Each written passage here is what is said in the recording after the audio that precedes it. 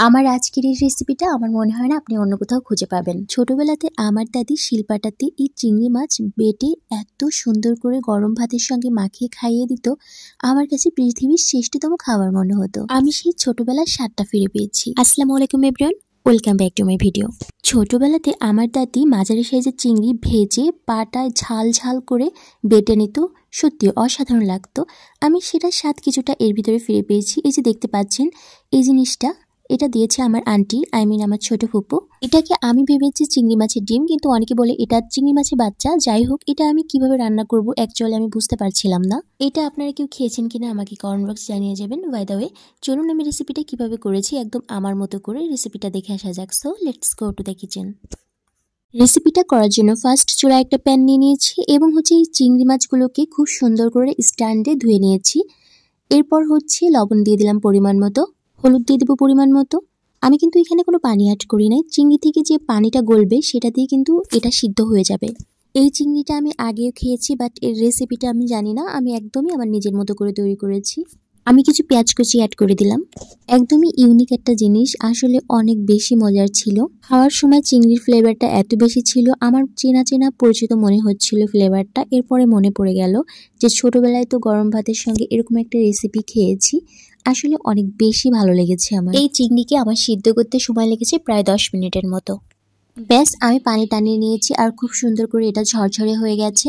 এখন এটাকে আমি উঠিয়ে রাখবো। চিংড়িগুলোকে সাইড করে উঠিয়ে রেখেছি। দেন প্যানটাকে ধুয়ে নিয়ে এসেছি। প্যানটা যখন গরম হয়ে এসেছে তখন এখানে পরিমাণ মতো তেল অ্যাড করে দিলাম। তেল হালকা গরম হয়ে এসেছে, এখানে কয়েক টুকরো রসুন কুচি অ্যাড করে দিলাম। রসুনগুলো যখন হালকা ব্রাউন কালার হয়ে আসবে তখন আমি পেঁয়াজ কুচি অ্যাড করে দিচ্ছি।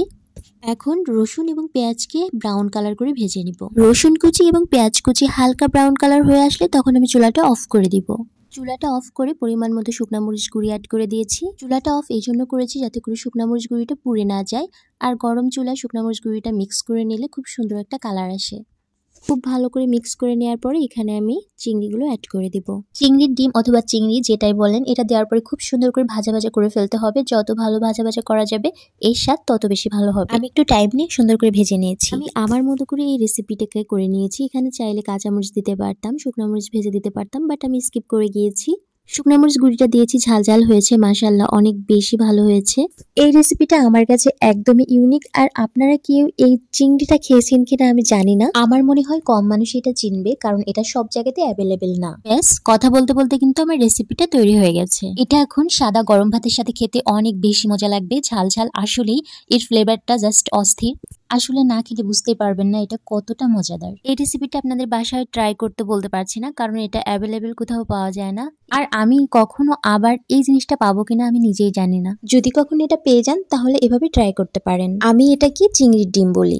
দেখবেন যে গ্রামের মানুষ চিংড়ির খোসা অথবা চিংড়ি ভেজে ঝাল ঝাল করে শিলপাটা বেটে নেয়, ঠিক সেরকমটাই স্বাদ পাওয়া যায় এটার।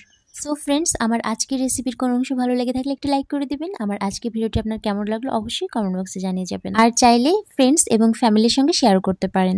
আজকের মতো এখানে বিদায় নিব। দোয়া করি সবাই সুস্থ থাকবেন, ভালো থাকবেন, আমার জন্য দোয়া করবেন।